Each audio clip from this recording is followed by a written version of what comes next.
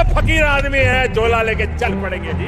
लेकिन पूरी दुनिया में आपने ऐसा कोई फकीर देखा है जो 1,40,000 का चश्मा लगाता हो, खुद घूमते हैं 12 करोड़ की मर्सिडीज में, मतलब भिक्षा मांगकर यहाँ पर फॉरेन टूर भी कर लिए और डिजिटल कैमरा भी खरीद लिया डिजिटल कैमरा के रिलीज होने से पहले। और नरेंद्र मोदी अपने आप को गरीब ही नहीं, बहुत गरीब परिवार का बताते हैं। मित्रों, मैं बचपन में रेल के डिब्बे में चाय बेचता था। वाह, क्या फकीरी है। वो भगवान है हमारे, हम उनकी पूजा करते हैं। सच तो ये है दोस्तों कि ये लोग हमारे हिंदू धर्म को ही तोड़ने मरोड़ने लग गए अपने नफरतखोर एजेंडा को फैलाने के लिए। अस्सलाम वालेकुम, welcome back to new video. तो शुरू करते हैं आज की वीडियो ज़रा सा भी टाइम ज़ाया किए बगैर। नमस्कार दोस्तों, जर्नलिस्ट अनिल यादव एक बीजेपी वर्कर मंगल वाजपेयी से बात कर रहे थे कानपुर में। मंगल एक लोडर का काम करते हैं, यानी गाड़ियों में सामान चढ़ाने का काम करते हैं। क्या नाम बताएं? योगी साहब, मेरा मंगल वाजपेयी। मंगल वाजपेयी है, यहाँ लोडर का काम करवाते हैं। साथ ही साथ ये बीजेपी एमएलए महेश त्रिवेदी के लिए वॉलंटियर भी करते हैं। ये उम्मीद जता रहे थे कि बीजेपी इस बार 400 पार करेगी। चुनाव में किसका माहौल है? बीजेपी जीतेगी, जीतेगी 400 के ऊपर।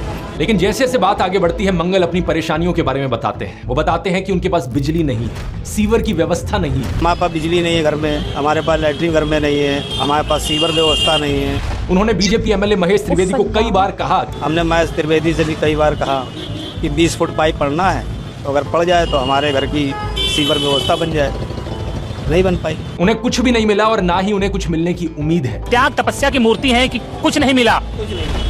इन्हें कोई शिकायत नहीं है। प्रधानमंत्री मोदी को एक परमात्मा मानते हैं, उनकी पूजा करते हैं। ऐसा कैसे हो सकता है कि एक पॉलिटिशियन को लेकर लोग इतने अंधे हो गए हैं? और ये इकलौते नहीं है, मैंने पिछले वीडियो में आपको उसके कई और उदाहरण दिए थे। बीजेपी के टिकट पर तो कुत्ता भी खड़ा हो जाए हम जिता। ये सच है, अगर कुत्ता भी आएगा उसको भी जिताएंगे। ये तो फिर अंधविश्वास नहीं, भक्त हैं, अंधविश्वास नहीं है, हम भक्त हैं। महंगाई मेरे हिसाब से कोई ज्यादा नहीं हुई। अब मैं 10 साल से बनियान नहीं पहन रहा, ये देखो आप। वो भगवान है हमारे, हम उनकी पूजा करते हैं। ऐसा हुआ है इमोशनल मैनिपुलेशन और ब्रेन वॉशिंग की वजह से। एक बड़े स्केल पर देश में लोगों का ब्रेन वॉश किया गया है। नरेंद्र मोदी की कल्ट ऑफ पर्सनालिटी, कैसे इनके इतने सारे फेलियर्स के बाद भी लोगों को इमोशनली मैनिपुलेट किया जाता है कि लोग इन्हें भगवान मान बैठे। आइए जानते हैं आज के इस वीडियो में।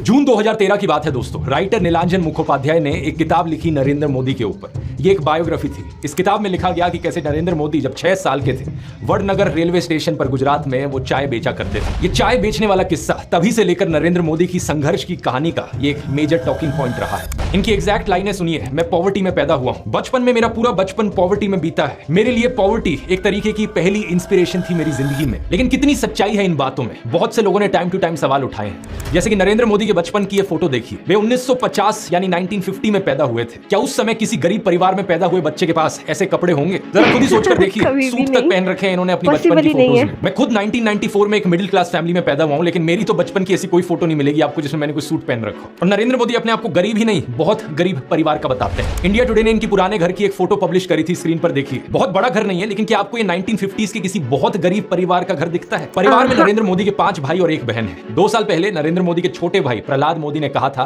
कि उन 5 भाइयों में से जिसका नंबर लगता था वो मदद करने चले जाता था। उनके पिता ने पूरी जिंदगी चाय बेची, उन 5 भाइयों और 1 बहन को बड़ा किया। इसलिए नरेंद्र मोदी को चाय बेचने वाले का बेटा कहना चाहिए। ये पत्रकारों की गलती है। सब भाइयों ने चाय बेची है, मेरे पिता ने पूरी जिंदगी चाय बेची, पूरी जिंदगी। इसीलिए कहा जाए तो चाय बेचने वाले का बेटा कहना चाहिए, चाय बेचने वाला नहीं कहना चाहिए। ये पत्रकारों की गलती है। 2014 में कांग्रेस नेता अहमद पटेल ने कहा था कि नरेंद्र मोदी कभी चाय वाला नहीं थे, बल्कि वो एक कैंटीन ठेकेदार थे। अब कांग्रेस की बात पर कितना यकीन किया जाए नहीं किया जाए, लेकिन 2021 में बीजेपी ने भी ये कैंटीन वाली चीज अनइंटेंशनली एक्नॉलेज करी थी। रेलवेज मिनिस्टर अश्विनी वैष्णव ने इंस्ट्रक्ट किया ऑफिशियल्स को कि वो वडनगर रेलवे स्टेशन पर एक कैंटीन को ब्यूटीफाई करें। इंडिया टुडे के आर्टिकल में यह क्लियरली लिखा हुआ है और इसके नीचे एक फोटो भी लगी है इस टी स्टॉल / कैंटीन की, जो नरेंद्र मोदी के पिता चलाया करते थे। हाल ही में लिखे गए CNN के इस आर्टिकल को देखिए। नीलांजन मुखोपाध्याय खुद कहते हैं कि मोदी की जो पॉवर्टी की कहानी है वो ग्रॉसली एग्जैजरेटेड है, यानी कि बहुत बढ़ा चढ़ाकर लोगों को बताई गई है। इतना ही नहीं, एक दूसरे आर्टिकल में नीलांजन बताते हैं कि नरेंद्र मोदी के पिता के पास इतने पैसे थे कि वो मोदी और उनके भाइयों को स्कूल भेज पाए। और स्कूल जाने का मतलब था कि वो कहीं और फुल टाइम काम नहीं कर सकते थे, बस वो स्कूल के बाद अपने पिता का हाथ बटाया करते थे। ये सब सुनकर एक बहुत बड़ा सवाल आपके मन में आएगा कि ऐसी कहानियों को क्यों बढ़ा चढ़ाकर हमें बताया जाता है? नीलांजन कहते हैं ऐसा इसलिए किया जाता है ताकि इंडियन पब्लिक को एक आइडिया बेचा जा सके। मित्रों, मैं बचपन में रेल के डिब्बे में चाय बेचता था और आज आपके सामने खड़ा हूं। कोई भी इंसान अगर समझदारी से सोचे तो वो जानता है कि इस बात से फर्क नहीं पड़ता। एक अच्छा नेता गरीब परिवार से भी आ सकता है और अमीर खानदान से भी आ सकता है, और यही चीज कही जा सकती है एक बुरे नेता या डिक्टेटर के बारे में भी। इंडिया की बात करें तो हाल ही में हमने देखा इलेक्टोरल बॉन्ड स्कैम। मैंने पूरा वीडियो बनाया इस पर कि कैसे ये एक घोटाला नहीं बल्कि घोटालों का भंडार था। बहुत सी कंपनियों को इससे फायदा हुआ और आम जनता को नुकसान। पिछले 10 सालों में प्रधानमंत्री मोदी के मित्र जैसे कि गौतम अडानी भरपूर तरीके से अमीर बनते रहे और देश के 80 करोड़ गरीब लोगों को 5 किलो मुफ्त अनाज लेने पर मजबूर कर दिया गया। बेरोजगारी और महंगाई ने गरीब लोगों की कमर तोड़कर रख दी है आज के दिन। अब तो ऐसी सिचुएशन आ चुकी है कि नरेंद्र मोदी खुद को गरीब परिवार का बताते हुए जिन राहुल गांधी को एलीट वर्ग का प्रोजेक्ट करते थे, युवराज कहते थे, आज वही राहुल गांधी खुल्लम खुल्ला गरीबों को कह रहे हैं कि वो गरीबों के हैं और नरेंद्र मोदी अडानी अंबानी जैसे अमीर सेठों के हैं। अडानी को बिना मजदूरी बिना कुछ लाखों करोड़ रुपए देते हैं तो कहते हैं देखो देखो देखो विकास हो रहा है।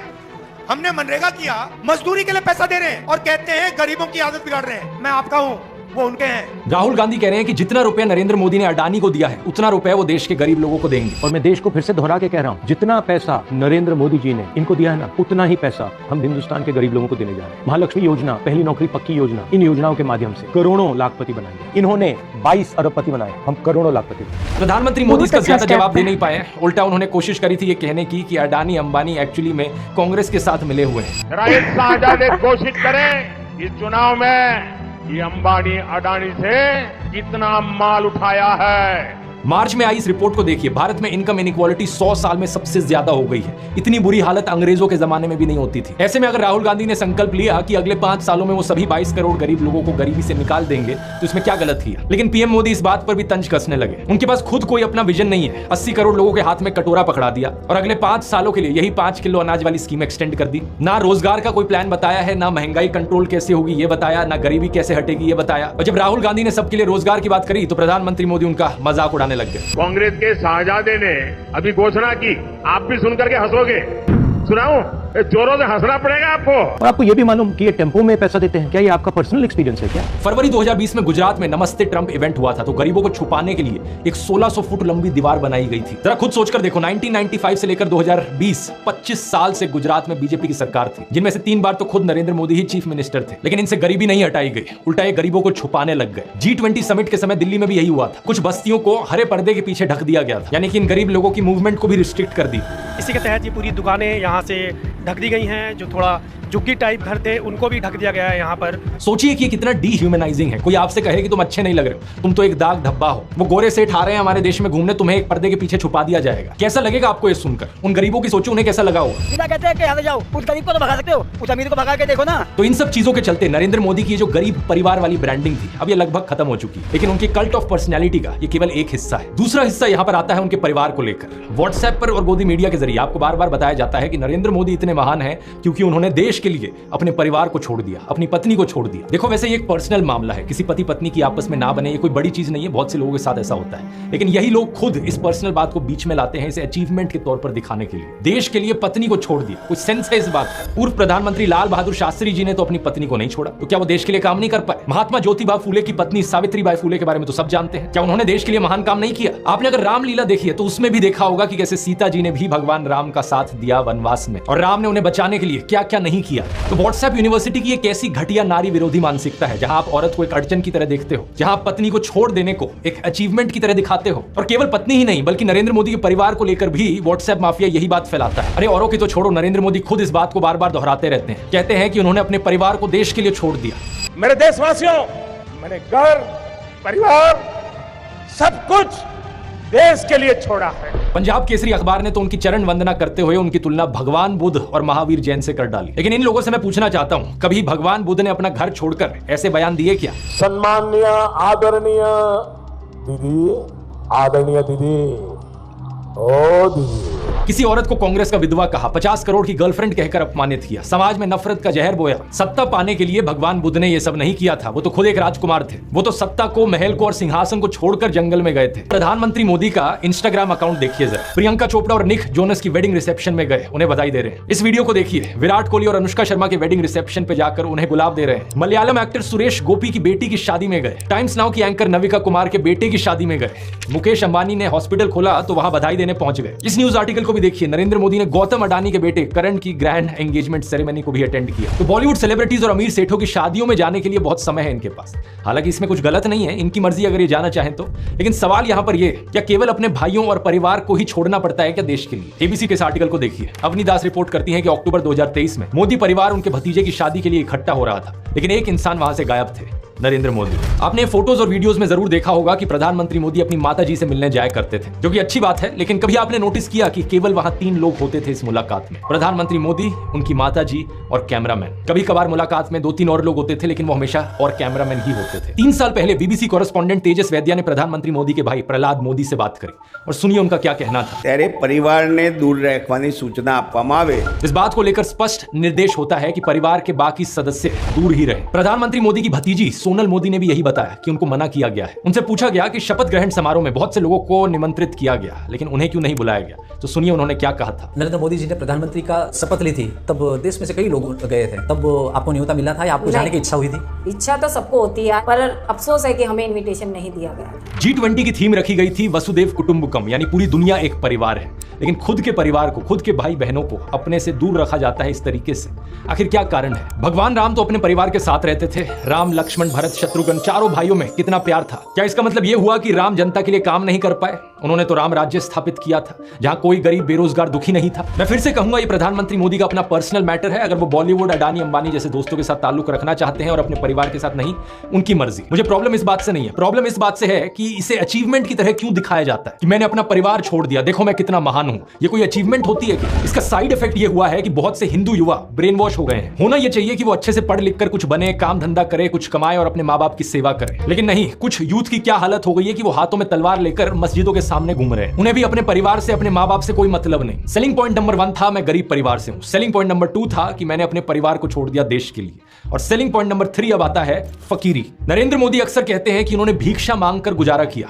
कभी कहते हैं कि 35 साल के लिए, कभी कहते हैं 40 साल के लिए। करीब 40 साल मैंने भिक्षा मांग करके खाया है। मैं 35 साल तक भिक्षा मांग करके खाया था। चलो इतनी तो बोलने में गलती हो सकती है, 35 साल हो, 40 साल हो, लोग अक्सर भूल जाते हैं। लेकिन सवाल ये कि वो एमएलए पहली बार बने 2002 में, तब उनकी उम्र होगी 52 ईयर्स। लेकिन उससे पहले 90s में ही पता नहीं कैसे उन्होंने फॉरेन टूर्स कर लिए। ये फोटोज देखो उनकी, आईफिल टावर के सामने पेरिस में, व्हाइट हाउस के सामने अमेरिका में, हॉलीवुड के सामने, लंदन गए, वो मलेशिया गए। क्या 40 साल भिक्षा मांगकर इतने पैसे कमाए जा सकते हैं कि फॉरेन के टूर्स कर ले 90s में? और साथ ही साथ इसी बीच में नरेंद्र मोदी ने बीए और एमए की 2 डिग्रीज भी कर ली अलेजिडली। ये कैसे हो गया? आप ही बताओ दोस्तों। साल 1990 में डायकाम मॉडल 1 रिलीज हुआ था, जो कि यूएस में लॉन्च होने वाला दुनिया का पहला कमर्शियली अवेलेबल डिजिटल कैमरा था। लेकिन प्रधानमंत्री मोदी अपने इंटरव्यू में बताते हैं कि उन्होंने पहली बार डिजिटल कैमरा 1987 या 1988 में यूज किया था।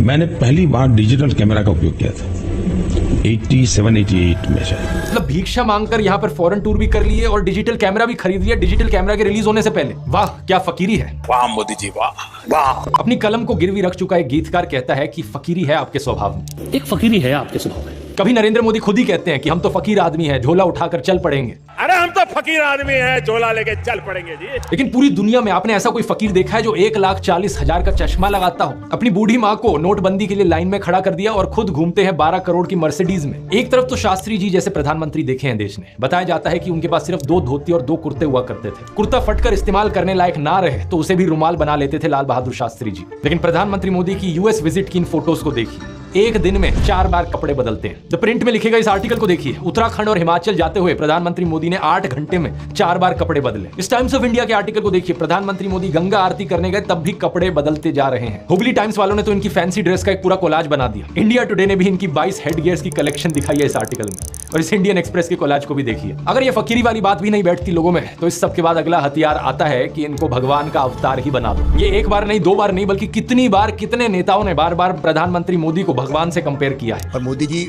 भारत में भगवान का वरदान बन के आए हैं। भगवान नहीं, मनुष्य के रूप में नरेंद्र मोदी जी के रूप में अवतार लिया। हमारे माननीय प्रधानमंत्री जो खुद भगवान का रूप है। मोदी जी के रूप में श्री रामचंद्र ने जन्म लिया है। मोदी जी है ना, साक्षात भगवान महाकाल जी का अवतार है। मोदी राम और अमित शाह कृष्ण। अरे कुछ लोग तो मंदिर भी बनाने लग गए। पुणे में एक बीजेपी वर्कर ने नरेंद्र मोदी के लिए मंदिर बना दिया, गुजरात में इनका एक मंदिर बना, तमिलनाडु में इनके लिए एक मंदिर बना। क्या मजाक चल रहा है? ये इकलौते नेता नहीं है जिन्हें भगवान से कंपेयर किया जाता है। एक समय पर एडोल्फ हिटलर को भी जीसस से कंपेयर किया जाता था। राजनीति में हिटलर की एंट्री की तुलना की जाती थी जीसस के रिजरेक्शन से। लेकिन उस समय यह सवाल उठा कि ये बात जमेगी कैसे। जीसस तो शांति की मूर्त थे, सूली पर भी चढ़ाया गया उन्हें, तब भी उनके दिल में कोई नफरत नहीं थी। बोले कि हे भगवान उन्हें माफ करना। जबकि हिटलर तो नफरत का सौदागर था, तो कैसे जीसस का इस्तेमाल किया जाए नफरत फैलाने के लिए और हिटलर को उससे भी कंपेयर किया जाए। इसके लिए हिटलर और नाजी लोगों ने बाइबल को ही बदल डाला। मजाक नहीं कर रहा, ओल्ड टेस्टामेंट जो थी बाइबल की उसे ही हटा दिया गया उनके समय में। जीसस को इस तरीके से चित्रित किया गया कि वो ऐसा लगे कि वो यहूदियों के खिलाफ लड़ने वाले एक फाइटर हो। सिमिलरली बीजेपी के लोग बार बार नरेंद्र मोदी को भगवान का अवतार करके पुकारते हैं, लेकिन यहाँ भी दिक्कत वही आ जाती है कि नरेंद्र मोदी तो नफरत फैलाते हैं, लेकिन श्री राम की सूरत में दिखती है विनम्रता, सौम्यता, करुणा। राजा रवि वर्मा की आइकॉनिक पेंटिंग को देखिए, राम दरबार, जो कि हमारे देश के करोड़ों घरों में लगी हुई है। इस प्रॉब्लम का समाधान ढूंढने के लिए इनके लोगों ने राम की सूरत बदलनी शुरू कर दी। पिछले कुछ सालों में आपने देखा होगा ये एंग्री हनुमान और एंग्री राम की आइकॉनोग्राफी गाड़ियों के पीछे इसे लगाया जाता है, ये दर्शाने के लिए कि ये है असली में भगवान राम। चरित्र ही बदल दो भगवान का। रामायण में मुसलमानों का कोई जिक्र नहीं है, लेकिन इन लोगों ने रामायण को भी तोड़ मरोड़ दिया अपने नफरतखोर एजेंडा के लिए। 2016 में एक बीजेपी एमपी ने कहा कि मुसलमान तो रावण के डिसेंडेंट्स हैं। व्हाट्सएप माफिया वालों ने हमारे हिंदू स्क्रिप्चर्स में एक झूठा कोट इंसर्ट कर दिया, धर्म हिंसा तथैवच। जो चीज किसी वेद पुराण में नहीं थी, किसी रामायण महाभारत में नहीं थी, इन्होंने जबरदस्ती अपना नफरतखोर एजेंडा बीच में घुसा दिया उसमें। धर्म हिंसा तथैवच, आपको जान करके आनंद होगा कि ये किसी भी ग्रंथ में कहीं पर भी नहीं लिखा हुआ है, और इससे आपके रोंगटे भी खड़े हो जाने चाहिए कि ये कौन सी सेंट्रलाइज्ड कॉन्स्पिरेसी यूनिट है जो इतनी बड़ी बड़ी साजिशें करती है कि जो बात धर्म ग्रंथ में लिखी भी नहीं हुई है उसको संस्कृत में लिख करके उसको चारों तरफ व्हाट्सएप से और दूसरे जरियों से फैला देती है। सच तो यह है दोस्तों कि ये लोग हमारे हिंदू धर्म को ही तोड़ने मरोड़ने लग गए अपने नफरतखोर एजेंडा को फैलाने के लिए। लेकिन अब बहुत से हिंदुओं को इनका एजेंडा समझ में आ गया है। इस तरीके का हमारे धर्म के साथ खिलवाड़ करना लोगों को अच्छा नहीं लग रहा है, इसलिए ये कार्ड भी अब फेल होता जा रहा है। तो इन बीजेपी वालों ने क्या सोचा कि अवतार से एक लेवल नीचे इन्हें सर्वगुण संपन्न शक्तिमान दिखाया जाए। वाह क्या सीन है, वाह क्या सीन है। लेकिन किसी को यहां शक्तिमान बनाने का सबसे आसान तरीका है कि दूसरी साइड वाले की इमेज नीचे गिराओ। इसलिए इनके आईटी सेल ने राहुल गांधी को पप्पू बना दिया। व्हाट्सएप पर इनकी आधी अधूरी क्लिप्स तोड़ मरोड़ के दिखाई जाने लगी कि जैसे राहुल गांधी में तो कोई समझ ही नहीं है, वो तो बिल्कुल बेवकूफ इंसान है। लेकिन सच्चाई यह है कि पिछले 10 साल में पीएम मोदी ने एक भी प्रेस कॉन्फ्रेंस नहीं करी, कोई अनस्क्रिप्टेड इंटरव्यू नहीं किया, जबकि राहुल गांधी ने दिल्ली यूनिवर्सिटी से लेकर हार्वर्ड यूनिवर्सिटी तक लेक्चर दिए हैं। लोगों से ढेर सारी हर साल 2 साल अनस्क्रिप्टेड इंटरैक्शंस की हैं। ये बात सही है कि उनकी कुछ फनी क्लिप्स जरूर है जहां उनके मुंह से कुछ उलट पुलट निकल गया। This morning I got up at night.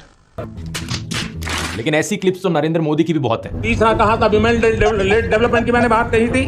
मैं कब हो गया ये? नरेंद्र मोदी वही हैं जो नाले से निकलने वाली गैस से चाय बनाने की बात करते हैं। कहते हैं कि पसीने से मुंह पोंछ लेता था तो ग्लो आ जाती थी। कभी ये क्लाइमेट चेंज को डिनाई करते हैं कि गर्मी नहीं बढ़ रही बल्कि हमारी गर्मी सहने की शक्ति कम हो रही है, तो कभी ये बादलों से रेडार का सिग्नल रोकने की बात करते हैं। लेकिन मैंने कहा इतने क्लाउड है, बारिश हो रही है, तो एक बेनिफिट है कि हम राडार से बच सकते हैं। एक तो जानते नहीं है, ऊपर से अहंकार इतना कि अपने अज्ञान का भी एहसास नहीं। एक दफा मोदी दूसरे देश में गए थे, वहां भारत का राष्ट्रीय गान चल रहा था और ये बीच में ही चलने लगे। ऐसी गलती किसी से भी हो सकती है, लेकिन बात मैं यहां पर यह बताना चाह रहा हूं कि प्रधानमंत्री मोदी की भी फनी क्लिप्स बहुत सारी हैं। दूसरों को पप्पू बोलने से पहले अपनी क्लिप्स पर नजर डाल लो। पप्पू को हारने का डर लग रहा है, पप्पू को नहीं बनाएंगे। और अभी तो एक बहुत बेहतरीन मौका मिला है। हमारे फॉर्मर सुप्रीम कोर्ट के जजेस ने राहुल गांधी और नरेंद्र मोदी दोनों को एक 1-on-1 डिबेट के लिए इनवाइट किया है। राहुल गांधी तो इस इनविटेशन को ऑलरेडी एक्सेप्ट कर चुके हैं, लेकिन नरेंद्र मोदी अभी भी चुप है। अगर ऐसा होता है तो जनता के लिए भी एक बड़ा सीधा मौका होगा देखने का कि नरेंद्र मोदी और राहुल गांधी में से कौन ज्यादा समझदार है, कौन ज्यादा इंटेलिजेंट है और कौन ज्यादा केपेबल लीडर है देश के लिए। लेकिन नरेंद्र मोदी अगर इस डिबेट से भागते हैं और जवाब ही नहीं देते तो समझ जाना कौन यहां पर बेहतर है। इस कल्ट ऑफ पर्सनैलिटी में प्रधानमंत्री मोदी का सबसे बड़ा कार्ड है सब जगह फोटो चिपकाओ। बचपन में मैं सोचता था कि ये कोका कोला जैसी ड्रिंक्स की एड्स क्यों आती हैं टीवी पर, हर कोई तो जानता है कि कोका कोला क्या है। बाद में मुझे समझ आया कि out of site is out of mind, यानी नजर से बाहर तो दिमाग से बाहर। और इसकी उल्टी एक टैक्टिक है, जितना नजर में रहोगे उतना लोगों के दिमाग में घुसोगे। अखबार पर नरेंद्र मोदी, रेडियो पर नरेंद्र मोदी, टीवी चैनलों पर नरेंद्र मोदी, फेसबुक पर नरेंद्र मोदी, पेट्रोल पंप की होर्डिंग्स पर नरेंद्र मोदी, सड़क पर पोस्टर छपे हैं, गूगल एड्स पे करोड़ों खर्च करके अपना चेहरा दिखा रखा है, हर एक सरकारी स्कीम के इश्तिहार पे। अरे ये सब तो छोड़ो, कोविड वैक्सीन के सर्टिफिकेट पे भी नरेंद्र मोदी। सेल्फी पॉइंट्स तक बना डाले इन्होंने जगह जगह। 2022 की इस रिपोर्ट को देखिए। आईएनबी मिनिस्ट्री ने बताया कि सरकार ने 8 सालों में 6400 करोड़ से ज्यादा रुपए खर्च किया एडवर्टाइजमेंट्स पर। हर रोज का 71 लाख रुपए तो अखबारों में ऐड देने में लगा दिया। और ये सब तो सरकारी पैसे से चलने वाली एड्स थी। इसके अलावा जो पार्टी फंड से चलने वाली एड है वो अलग, और गोदी मीडिया के एंकर जो दिन रात चाटुकारिता करते हैं वो अलग। हर जगह नरेंद्र मोदी। और अब यही हो रहा है कि हर तरफ मोदी का चेहरा देखकर लोग उकता गए हैं। और ये जो वॉर रुकवाने वाली कहानियां हैं, इन पर पूछा जा रहा है कि इतनी ही वॉर रुकवाने वाले हो तो मणिपुर की हिंसा क्यों नहीं रुकवा देते। इलेक्ट्रॉन बॉन्ड का पैसा है, कहीं तो यूज होगा, किसी एक्टर को उठा के बेटी बना देंगे, पापा ने वॉर रुकवा दी, पापा मणिपुर के दंगे क्यों नहीं रुकवाते? लोग पूछ रहे हैं कि भारत में सब चंगा सी है तो 2022 में सब रिकॉर्ड तोड़ते हुए 2.25 लाख लोगों ने भारतीय नागरिकता क्यों छोड़ दी? इस मोदी मैजिक के खत्म होने का सबसे बड़ा सबूत यही है कि बीजेपी को दूसरी पार्टियों के उन नेताओं को अपनी पार्टी में लाना पड़ रहा है जिन पर भ्रष्टाचार के एक से बढ़कर एक आरोप लगे। अगर मोदी मैजिक अब सही में बचा होता तो मोदी के नाम से ही चुनाव जीता जा सकता था। इन बाहर के नेताओं को लाने की जरूरत नहीं थी अपनी पार्टी में। ये झूठ, डर और नफरत फैलाने की जरूरत नहीं थी। इस वीडियो में तो मैंने आपको नरेंद्र मोदी का वो चेहरा दिखाया है जो व्हाट्सएप माफिया आपको दिखाता रहता है। अगले वीडियो में मैं आपको दिखाऊंगा उनका असली चेहरा, उनके माइंड में क्या क्या चलता रहता है। यहां मैं आप लोगों का धन्यवाद करना चाहूंगा क्योंकि आप लोग इतने जज्बे के साथ इनकी इस झूठ और नफरत की फैक्ट्री को तबाह करने में लगे हुए हो। हमारे इस मिशन 100 करोड़ पर लगे रहिए। ये देखकर खुशी होती है कि किसी का कमेंट आता है ये कहते हुए कि आपने एक वीडियो को 850 लोगों के साथ शेयर किया व्हाट्सएप पर। कहीं पता चलता है कि प्रोजेक्टर स्क्रीन पर दिखाकर आप वीडियो चला रहे हो राजस्थान की गलियों से लेकर वेस्ट बंगाल तक। किसी ने टीवी लगा दिया बाहर मुंबई में ताकि लोगों तक सच पहुंचाया जा सके। इसी तरीके से लगे रहो। हमें देश के लोकतंत्र को बचाना है, देश के संविधान को बचाना है। वोट करने जरूर जाना और अपने आसपास के 10 लोगों को कन्विंस करना वोट करने के लिए। वोट करना इस नफरत और झूठ के खिलाफ। मुझे यकीन है कि हम इकट्ठे मिलकर देश को बचा लेंगे। इनकलाब जिंदाबाद। जय हिंद। तो ये थी आज की वीडियो जो कि मोदी सरकार के हवाले से ध्रुव राठी ने अपना जो पॉइंट ऑफ व्यू है वो बताया है। ये ठीक भी हो सकता है, गलत भी हो सकता है, क्योंकि वन साइड देखा जाए तो ध्रुव राठी जो कह रहा है मे बी वो ठीक भी हो सकता है ना, लेकिन हम एक इंसान की एक साइड की बात सुन के फैसला नहीं कर सकते। सेकेंडली अगर बात की जाए जो कांग्रेस टीम की है तो उनकी बात मुझे अच्छी लगी है कि जो ऑलरेडी बिलीनियर्स लोग हैं उनको जो जितने मोदी सरकार ने पैसे दिए हैं उतने ही वो अमाउंट आम लोगों में तकसीम करेंगे, उतनी ही अमाउंट ताकि वो लोग अपने लिए कुछ कर सके। और जो यूथ है ख़ास तौर पे, तो वैसे भी पॉलिटिक्स ही होती है, वो किसी भी कंट्री की हो, बहुत गंदी चीज़ है अकॉर्डिंग टू मी। सबके अलग अलग पॉइंट ऑफ व्यू हो सकते हैं पॉलिटिक्स को लेके, लेकिन पॉलिटिक्स अपने आप में एक बहुत गंदी चीज़ है। सो देखते हैं इलेक्शंस वगैरह में या फ्यूचर में क्या होता है। Thanks for watching. अगर मेरी वीडियो अच्छी लगी आपको तो कमेंट मी बिलो। मेरे चैनल को सब्सक्राइब करें, लाइक करें, ज़्यादा से ज़्यादा शेयर करें। And thanks for watching. Stay connected. अल्लाह हाफिज़। मिलते हैं अगली वीडियो में।